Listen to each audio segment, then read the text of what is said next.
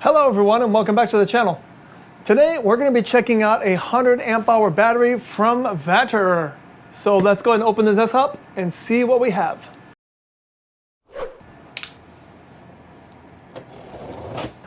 Alright, judging by the size of this box, I figured you knew it was a 12.8 lithium iron phosphate. And so when you open it, the first thing you'll see is a big piece of styrofoam. And here is the battery. Along with the battery, we do have the user's manual. We have 2 pulse bolts and 2 pulse bolt covers, along with some snazzy stickers. Yeah, and they do like to give you a lot of stickers too.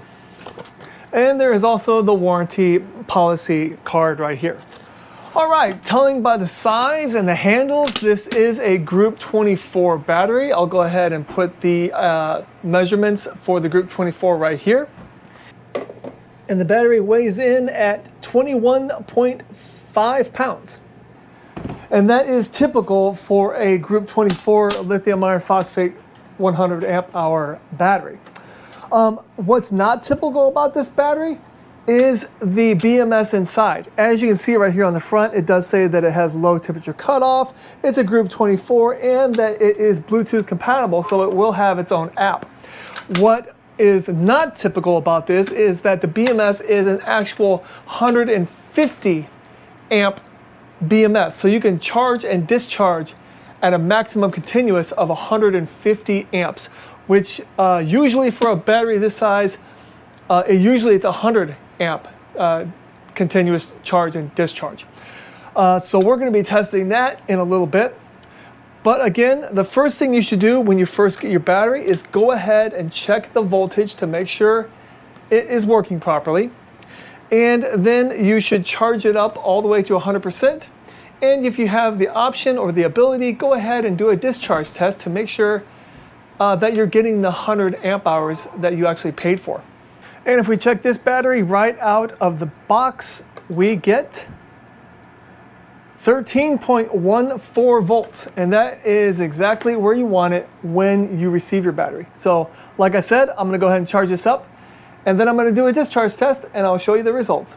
All right, well, the test results are in for the Vatrer 12.8 volt 100 amp hour lithium iron phosphate battery. And at first glance, you would think that this looks okay, but it looks, to my eye, it looks a little odd. First of all, there's a lot of like dips and grooves in the voltage curve and on the amperage curve. So I'm wondering if my tester is starting to go bad. And then at the 85 percentile mark, it goes from 11.889 volts all the way back up to 12.15 volts. So I've never seen a result like this before.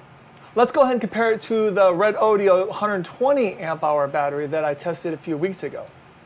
Okay, so here is it compared to the Red Audio. The Red Audio is the green line, and you can see that there aren't as many of these variations. Where the green line for the Red Audio is very smooth, a downward curve until it drops off at the end. But the blue line for the Vatrer is kind of jumpy and staticky, and then it jumps really weird here at the end. So it's just kind of odd. And I also noticed that for the Vatrer, the average voltage was only 12.26 volts, which is really low. The average for a 12 volt battery, a lithium iron phosphate 12 volt battery, is 12.8 volts nominal. That's what it means, is it's supposed to be a median of 12.8 volts. So 12.26 volts is pretty low. You can see that the Red Audio had 12.49, and I said that one was also low. So this one's actually lower. When it comes to the capacity, I got 103.17 amp hours, so it did pass that. But again, the voltage curve on this test is kind of oddball. So I'll probably just run it again after I conclude this test, just to see if it does the same thing. And I'll probably put a short up showing the results.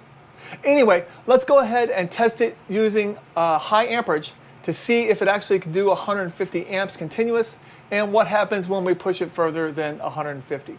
All right, well, I have the high amperage test all set up for the Vatrer 100 amp hour 12.8 volt lithium iron phosphate battery. So let's check it out. All right, what I have here is our Vatrer battery along with an amp clamp. I have 2 sets of 4-gauge wires, so that way the wiring won't be affecting the test at all. I also have it connected to a MWXNE 3000 watt pure sine wave inverter. And connected to that inverter is a 1500 watt heater and a 500 watt heater. Now, this battery does say that it can do 150 amps continuous.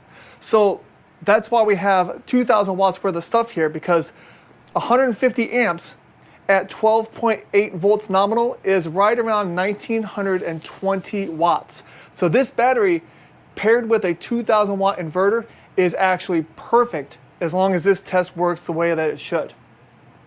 And then what we'll do after the test, well, we're gonna run it for 5 minutes. We'll have a clock right here. And then after the test is done, we'll go ahead and click on this heat gun, which can vary between 600 or 900 watt, or I think it's like 600 watts or 1200 watts, something like that. So we're gonna see if we can kind of overload this battery.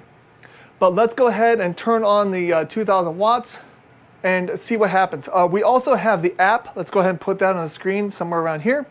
And you can see on the app that it does say 100%. The voltage is 13.3 volts.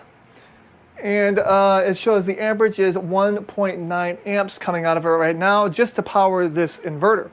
And our amp clamp does show 2 amps coming out, so pretty close. So let's go ahead and start our timer and turn on the 1500 watts and the 500 watt heaters. All right, first let's look at the amps coming out. We're looking at 195 almost. So let's look at the app. The app does show that there's 188 amps coming out. So how about actually we turn off this heater and we turn on this heat gun on low. See where that gets us. All right, that looks like we're getting like right at 200 amps. And we don't want 200 amps, we want 150 amps. So, oh my God, I'm screwing this all up. So with just that heater on, it's actually showing 146 amps coming out of the battery. And the app shows 140 amps.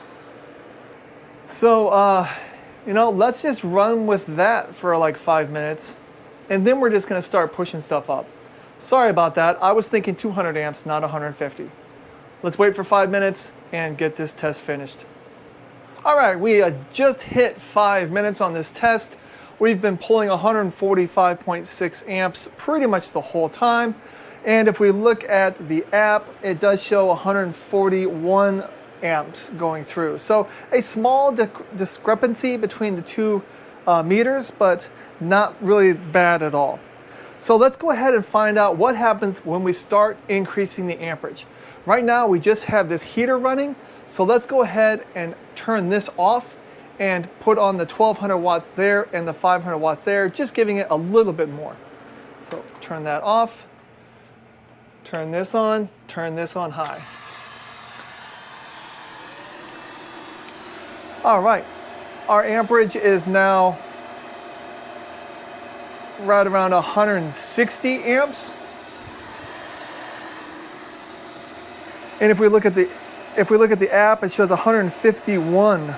So actually it's lowering down to 150.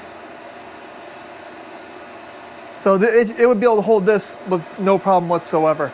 If we look at the cells on the app, you can see that they're all pretty good. Cell number 3 is a little bit lower than the other ones. But let's go back to dashboard. Let's go ahead and turn this this heater on low. There we go. That should be like 700 or 800 watts coming out of there now. And so our amperage is now up to 232 amps on the amp clamp, and on the battery, the app, it shows 226. And we're starting to get into the area where it's getting a little iffy. It shouldn't It shouldn't really run this for a long time. Let's go ahead and let it run until this reaches 8 minutes. All right, that was perfect. I was not expecting that. The battery shut off. You can see that it is there's no amperage coming out, and on the battery it shows no amperage at all. The inverter is completely turned off. So let's go ahead and do the test again and see how long it takes. So we'll start the test at 9 minutes.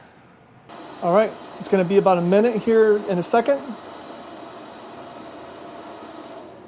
And right at a minute, so we can run this for 1 minute, and the protection does say overcurrent discharge. So that is exactly what you want. You want your battery to shut off after a certain amount of time if it recognizes that it is pulling too much amperage. So this battery, perfect.